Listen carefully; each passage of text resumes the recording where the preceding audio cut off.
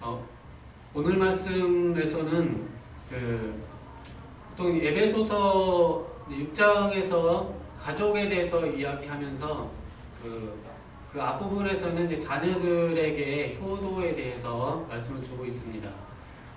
그 다음에 이제 아비드라 이렇게 하면서 이제 자녀들은 어떻게 해야 되는 거에 다음에 부모님들은 어떻게 해야 되는가 이런 말씀입니다.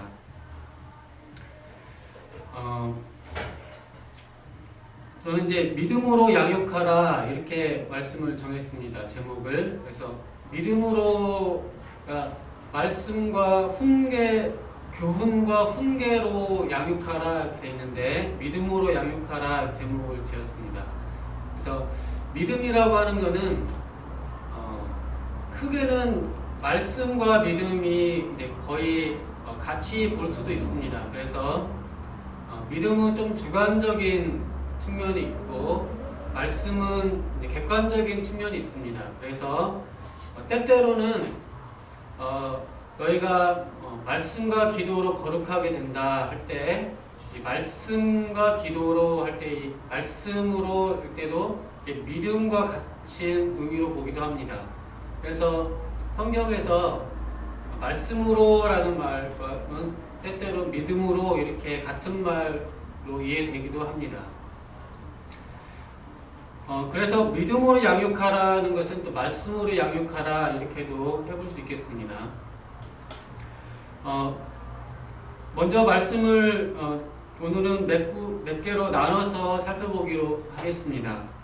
첫째, 이제 아비드라라고 했습니다. 그래서 성경 말씀에서 말씀이 선포될 때에 누구에게 말씀을 주시는가 이게 중요합니다. 오늘은 어린이 주일이어서 또 이제 청년들, 젊은 사람들 주일이니까 오늘은 누구를 위한 날입니까? 오늘 어린이를 위한, 자녀를 위한 날입니까? 부모를 위한 날입니까? 오늘은 이제 자녀를 위한 날이니까요. 자녀들이 주인공이니까 자녀들은 뭘 해라 이렇게 자녀들에게 뭘 행동하라는 말씀을 드리는 게 아니고 오늘은 부모님들이 뭘 해야 될지 그거를 오늘 말씀을 그래서 정해봤습니다. 오늘 주인공이 자녀들이니까 자녀들이 주인공이고 이제 자녀들 위해서 부모가 뭘 해야 될지 그걸 살펴보려고 합니다. 제가 이제 한 번씩 이제 학교에서 아이들을 볼 때도 이제 학교에서 이제 학생하고 선생님 이렇게 이야기를 할 때 학생들한테 선생님 말씀 잘 들어야 됩니다. 딱 그러면은 누가 아멘 하겠습니까?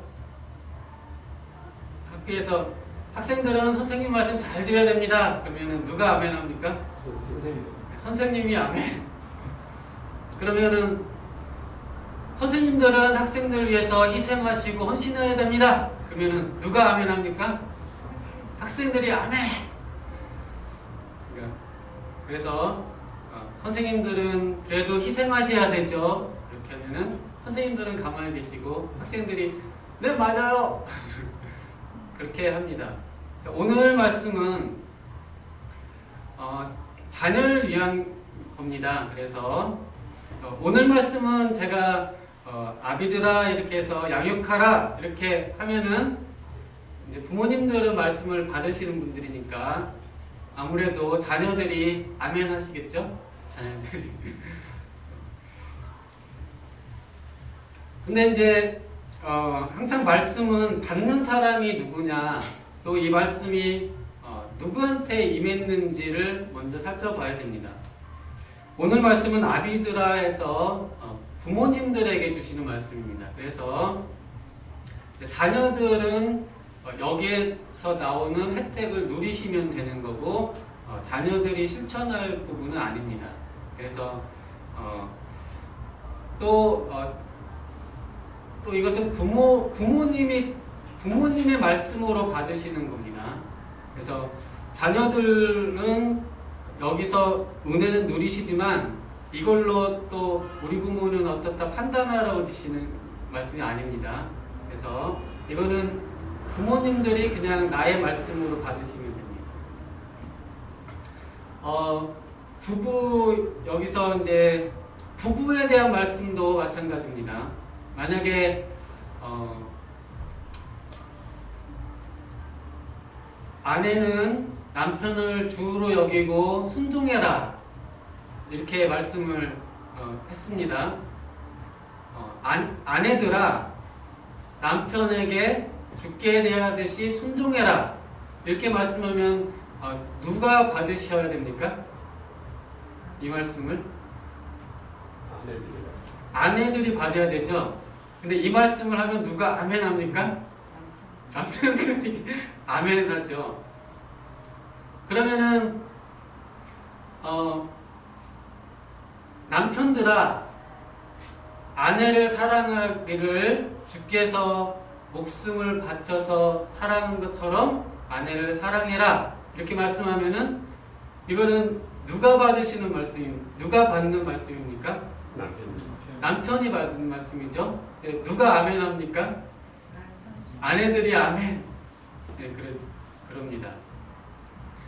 그래서 말씀은 내가 받을 말씀인지 누가 받을 말씀인지 보셔서 주께 남편에게 순종해라 이 말씀은 아내들이 받는 말씀입니다. 그래서 아내들이 아멘 해야 되는 말씀입니다. 그래서 집에 가셔서 남편이 이제 그 말을 듣고 와서 오늘 목사님이 뭐 아내가 순종했잖아 이렇게 아내한테 이렇게 말하면은 당신 남편한테 순종해 이런 식으로 이제 남편이 말을 하는 게 아니고 아내가 나의 말씀을 받아서 내가 남편이 순종해야겠구나 이렇게 하는 말씀입니다. 거꾸로 마찬가지입니다. 그래서 말씀에서 저도 이제 항상 이제 만약에 회사에서 사원이고 사장이고 그러면 뒤에도 보면은 종들아 이렇게 말 있고 상전들아 이런 말이 있습니다. 그러면 이 말씀이 딱 떨어지면은 이게 종이 받을 말씀이면은 종이 아멘 해야 되고 상전이 받아야 되면 상전이 아멘 해야 됩니다. 거꾸로 이걸로 상대방을 판단하라는 말씀으로 주시는 것이 아닙니다. 오늘 말씀은 아비드라라고 했습니다. 그래서 부모님들이 아멘으로 받으시면 좋겠습니다. 그래서 너희 자녀들을 노엽게 하지 말고 오직 주의 교훈과 훈계로 양육하라 라고 했습니다. 여기에서 노엽게 하지 말고의 뜻은 그러니까 자녀들을 노엽게 하지 마라. 이게 조금 이해가 잘 안 되는 면이 있습니다. 보통 부모님들이 어른들이 노여하지 뭐 어린애들이 뭐 노여하나 그렇게 하시는데 이거 그냥 똑같은 말입니다. 화가 나는 겁니다. 화가 나는 건데 자녀들이 화가 나게 하지 말라는 것입니다. 물론 요즘은 자녀들이 화를 잘 내진 않고 요즘 옛날에 그 정신병원 그냥 병원 같은 데 가면 화병 환자들이 많이 왔는데 화병 환자들이 주로 누가 왔었냐면 옛날에는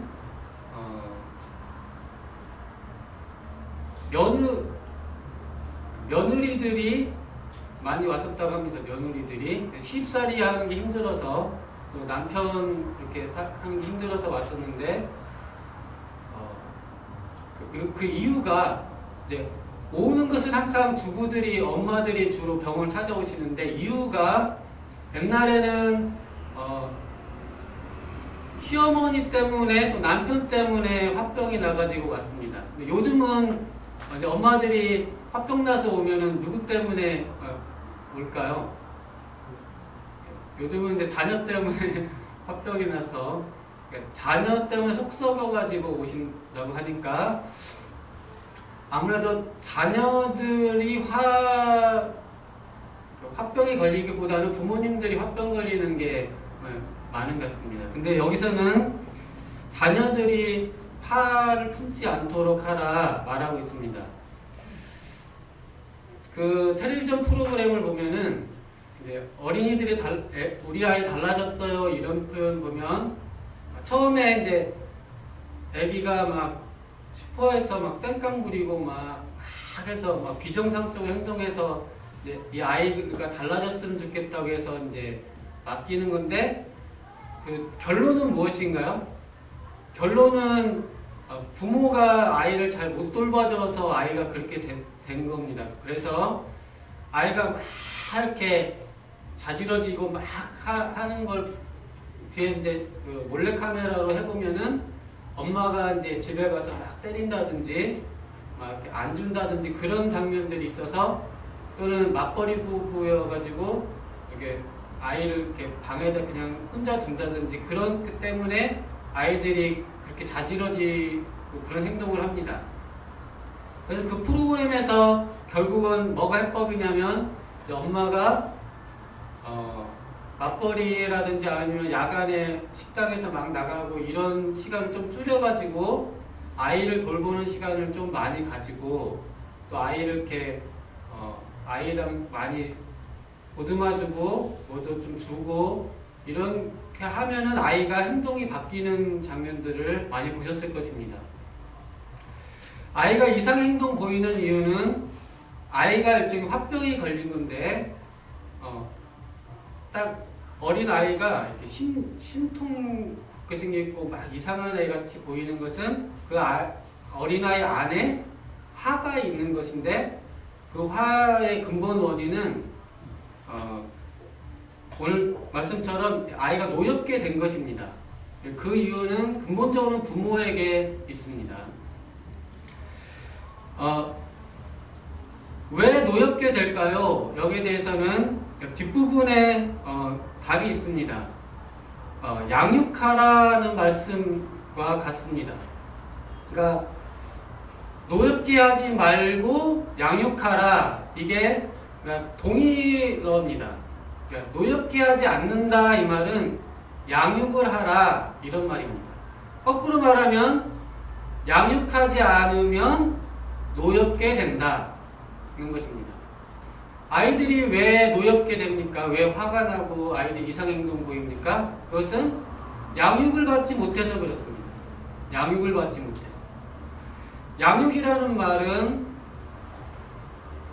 쉽게 말하면 젖을 주고 먹을 걸 주고 입혀주고 재워주고 이게 양육입니다. 주는 겁니다. 그러니까 부모로부터 영양분과 보살핌을 받지 못하면 자녀는 노엽게 되는 것입니다.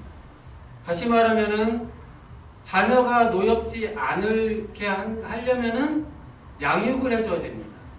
먹을 걸 주고 재워주고 입혀주고 보살핌을 해줘야 아이들이 화가 안 납니다.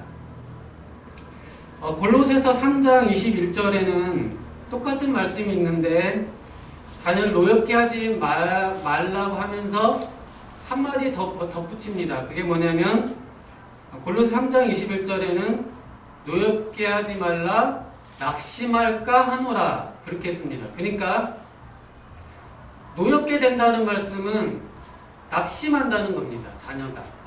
자녀가 화가 나고 낙심한다는 겁니다. 그 이유는 아까 말씀처럼 양육받지 못해서 그렇습니다. 양육받지 못하면 화가 나고 낙심이 됩니다. 부모님이 버리고 갔습니다. 아이가 부모한테 버림받은 아이는 화가 나겠죠. 낙심이 되겠죠. 슬프겠죠. 또 아이가 버림받지는 않았어도 부모님이 너무 바쁘거나 부모님이 이혼 같은 위기에 있어서 싸우고 있거나 여러 가지로 아이가 돌봄을 받지 못하면 아이가 낙심이 되고 화가 나고 그렇게 되는 것입니다.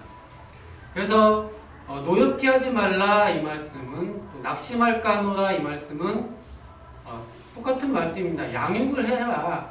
양육을 해줘라. 아이가 필요한 것을 공급해줘라. 이런 말씀입니다. 그래서 노엽게 하지 말라는 양육하라는 말과 똑같은 말로 이해하시면 되겠습니다. 그러면 부모님들은 그러면 자녀들은 언제 부모님을 존경할까요? 유혹하고 협박하고 때리고 그러면은 자녀들이 부모를 존경합니까? 자녀가 부모를 존경하는 것은 양육을 잘 받을 때 존경한다고 합니다. 혹시 그 명절 때 이렇게 큰 집이나 또 어디 부모 집에 고향 집에 갔을 때 특별히 이 조카들이나 손주나 아이들이 할아버지나 삼촌이나 작은아버지나 부모를 막 따르는 경우가 있습니다. 막 반기고 어떤 경우에 반기나요? 시골 갔을 때 시골에 이제 조카나 누가 날 보면은 되게 반겨해요. 또 이렇게 나를 좀 존경하는 것처럼 보여요. 언제 그러나요? 어땠을 때 그러나요? 답은 네, 세뱃돈 잘 주는 삼촌이나 이렇게 하면은 좋아합니다. 조카도 마찬가지입니다. 조카도 이렇게 용돈을 주면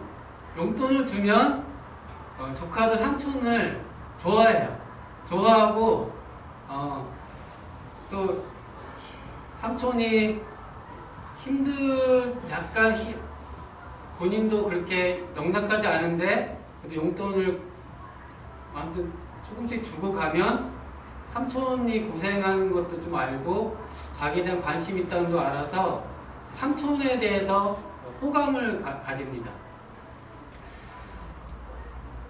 그래서 이 존경심은 어디서 오느냐 하면은 이런 호의를 베푸는 데서 존경심이 나온다고 합니다. 부모님이 자녀로부터 제일 받고 싶어 하는 것은 존경심입니다. 그러면은 자녀를 어떤 때 존경심을 받냐면은 부모는 자녀에게 좋은 것으로 계속 공급을 해줄 때 자녀들은 자연스럽게 부모에 대한 존경심이 우러나온다고 합니다.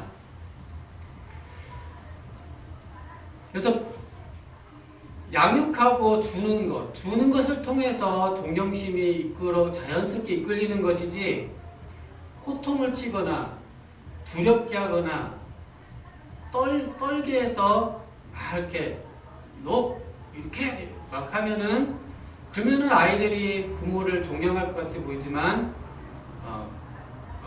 오히려 그렇지가 않고, 오히려 부모님이 항상 좋은 것으로 자꾸 주고 최대한 좋은 것으로 자꾸 주려고 할 때 자녀들이 자연스럽게 부모를 존경하게 된다는 것입니다.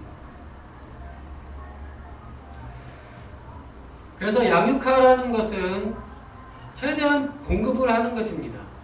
자기를 희생하고 헌신하고 좋은 것으로 공급해주고 학비도 대주고 또 먹을 것도 주고 앞으로 공부할 것도 대책을 세워주고, 그럴 때 자녀들이 자연스럽게 부모를 존경하게 됩니다. 그래서 부모는 자기를 희생해서 자녀를 먹이고 돌봐야 된다. 이렇게 이것은 부모님들한테 드리는 말씀입니다. 즉 부모님들은 자녀를 위해서 희생하십시오. 이게 오늘 말씀입니다. 자녀분들은 이 말씀 들으면 좋죠? 부모님들이 희생했으면 좋겠죠? 싫어요? 저는 부모님이 저를 위해서 희생했으면은 듣겠습니다. 근데 이제 저는 이제 벌써 나이가 컸기 때문에 이제 더 이상 부모님한테 희생을 하면은 안 되겠죠.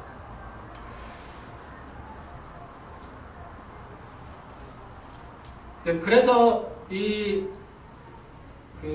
계속해서 이제 양육을 하기 위해서는 사실 부모님들에게 희생해라, 계속 자녀를 위해서 끝까지 대책을 세워줘라 이렇게 말하면 요즘 시대에는 세상이 바뀌었다고 항변하는 분들도 계실 수 있습니다. 요즘은 부모님들도 이제 내 인생 살아야 되고 이제 자녀를 위해서 더 이상 희생하는 시대가 아니다. 부모도 부모 나름대로 그냥 살아야 된다. 이렇게 세상 풍토가 많이 바뀌고 있습니다. 그럼에도 불구하고 성경 말씀은 계속해서 부모님들에게는 자녀를 위해서 희생해라고 말씀을 하고 있습니다. 적어도 자녀들이 독립할 때까지는 부모님들이 희생하라. 옛날이나 지금이나 마찬가지로 여전히 부모님들은 희생을 하는 존재라고 성경은 말을 하고 있습니다. 지금은 세태가 많이 어려워져서 희생적 부모, 희생하시는 부모님이라는 말씀이 많이 사라져가고 있습니다. 하지만은 여전히 아름다운 가치로 남는 것은 여전히 부모님들은 희생을 하라는 것입니다. 이제 저도 이제 공부를 할 때 이제 초등학교, 중학교, 고등학교 때 공부를 할 때 저희 아버님이 이제 저한테 이렇게 하시는 말씀은 특별하게 뭐 크게 도와주지는 않으셨는데 그래도 네가 공부하는 데까지는 내가 아무튼 무슨 일 있어도 내가 뒷받침을 해줄 거니까 걱정하지 말고 공부해라. 이런 말씀을 해주셨던 것 같습니다. 그러니까 어렸을 때 그것이 아무튼 힘이 되었던 것 같습니다. 그러니까 뒤에 누가 배경이 있다는 거, 특히 부모님이 살아계셔서 딱 배경이 있다는 것이 자녀에게 큰 위로와 힘이 된다는 것입니다. 특히 부모님이 한마디 해주시는 거, 그래도 내가 최대한 너 할 수 있는 데까지 내가 뒷바라지 해줄 테니까 열심히 해라. 실제로 못하실 수도 있습니다. 그래도 말씀이라도 내가 끝까지 그래도 널 뒷바라지 해줄 것이니까 열심히 믿고 열심히 해라. 그렇게 해주시면은 자녀들이 어디 가서든지 힘을 얻고 열심히 할 거라고 생각되고 그렇습니다. 마지막으로 이렇게 최대한 양육을 하고 좋은 것으로 베풀어 주는 것에 대해서 오늘 말씀에서는 거기에 덧붙여서 오직 주의 교훈과 훈계로 양육하라는 말씀을 덧붙이고 있습니다. 주의 교훈과 훈계로 양육하라. 이것은 아까 말씀하신 것처럼 역시 믿음으로 양육하라는 말씀인데 이 말씀 주의 교훈을 덧붙여 줘야 된다. 칼빈 주석을 한번 보니까요. 칼빈 주석에는 이렇게 되어 있습니다. 어렸을 때의 이때쯤의 어린 아이들은 까부는 경향이 있다. 잘해주면 까부는 게 쉽다. 그래서 자주 이렇게 훈계를 해줘야 된다. 이런 말씀이 있습니다. 그러니까 먼저는 아무튼 잘해주는 게 우선입니다. 잘해주고 또 잘해주면 이 어린이들은 이제 약간 우쭐해서 까부는 경향이 있으니까 그리고 그때 이제 훈계를 해주는 겁니다. 그래도 이렇게 해라, 이렇게 훈계를 해주라는 것입니다. 그러니까 아무도 주는 것도 없이 그냥 아무것도 준 것도 없는데 첫 마디부터 시끄러워 떠들지 마 막 이렇게 하면서 공부해 막 이렇게 하면 아이들이 이렇게 힘듭니다. 첫 마디 말씀을 그렇게 훈계로 가시지 말고 처음에는 무조건 잘해주시고 아이들한테 줘야 될 거 필요한 양육 상태는 최대한 공급을 해주시고 나서 충분하게 공급을 받았는데도 애가 까분다. 그러면 그때 너가 이제 똑바로 살아야지 이렇게 훈계를 해주라는 것입니다. 근데 아이가 결핍을 누리고 결핍 상태에 있는데 결핍 상태에 있어서 아이가 오히려 이상행동 보이는데 거기다가 다그치면 아이가 더 힘들어지는 것이고 오히려 이 결핍이 없이 충분히 양육된 상태에서 이제 아이가 이제 이렇게 행동을 좀 교정해 주라는 것입니다. 그리고 주의 교훈과 훈계로 양육하라 할 때 그러면 우리가 이렇게 훈계해 주는 것이 무슨 유익이 있는지 한번 살펴보겠습니다. 성경에서는 부모가 해야 될 일로 기도와 말씀으로라고 할 때 기도하라고 하고 있습니다. 그래서 부모님들이나 목회자들은 성도를 위해서 자녀를 위해서 늘 기도에 힘씁니다. 이 기도는 분명한 유익이 있고 하늘의 상급이 있습니다.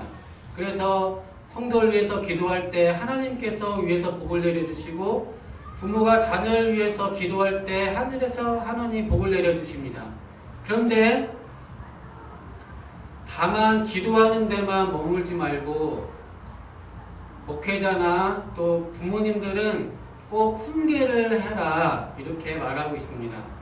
제가 최근에 번역을 일부분 한 녹스의 글에서 보면 존 녹스라고 하는 스코틀랜드 종교개혁자가 있었습니다. 그분의 글을 보니까 이 훈계 기도만 하지 말고 기도만으로도 하나님은 많은 축복을 주시는데 꼭 훈계를 꼭 성실하게 하라 이런 표현이 있습니다. 훈계는 무슨 유익이 있느냐? 오늘 말씀에서 디모데후서 3장 16절도 많이 아시는 것처럼 주의 말씀과 교훈과 훈계는 많은 유익이 있습니다. 이 유익이라는 것은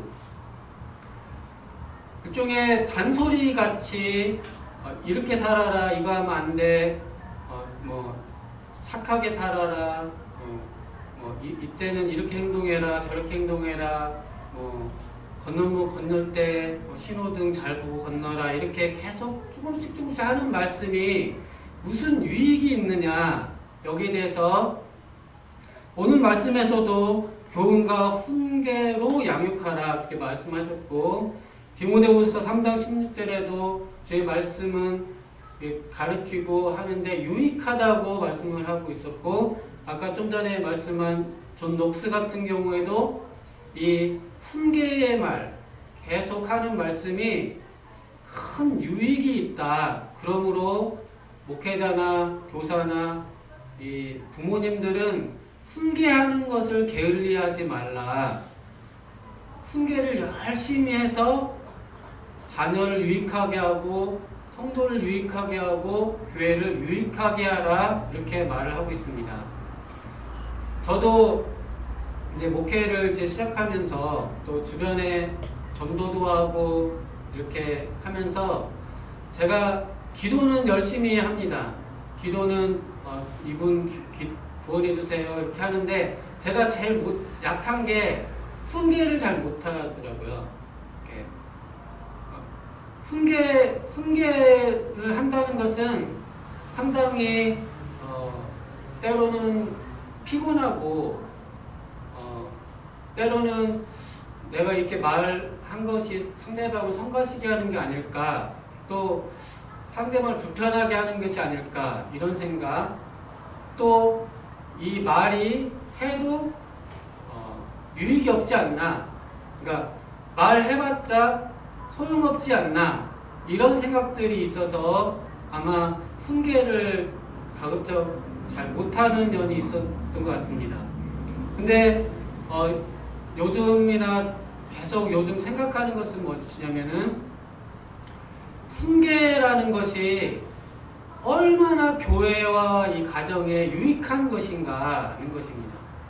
많은 성경 말씀에서 선지자들과 사도들과 또 유명한 선배 목사님들과 모든 분들이 한결같이 하시는 말씀은 훈계가 유익하다는 것입니다. 그리고 훈계는 주의 말씀으로 하는 이 훈계는 반드시 열매를 맺는 효과 있는 것이라는 것입니다. 제가 한마디 한 것이 소용없는 게 아니고 한마디 한 것이 반드시 열매로 맺히기 때문에 절대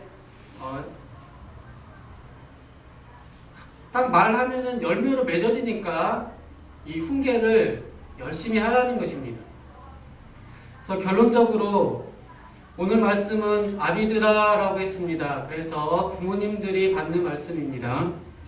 두 번째로는 양육하라는 것입니다. 가장 좋은 것으로 항상 주어서 아이로 노엽지 않고 낙심치 않도록 충분한 돌봄을 해줘야 된다는 말씀입니다. 그리고 충분한 돌봄을 한 다음에 아이들의 행실이 하나님을 경외하고 바르게 살아가도록 믿음으로 하되 특별하게 기도하되 특별히 훈계를 아끼지 말라. 그래서 훈계에는 큰 유익이 있기 때문에 자주자주 훈계를 많이 활용을 하라 이런 말씀입니다. 그래서 저희가 이 말씀을 통해서 우리 부모님들은 자녀들에게 훈계를 자주 하셔가지고 이런 큰 유익들을 누리실 수 있기를 기도를 드립니다. 기도하겠습니다. 감사하신 하나님 아버지, 오늘 말씀을 통해서 특별히 주의 훈계의 말씀이 큰 유익이 있음을 배웠습니다. 저희가 성실하게 이를 감당하게 도와주시옵소서. 사랑하신 예수님 이름으로 기도드리옵나이다. 아멘.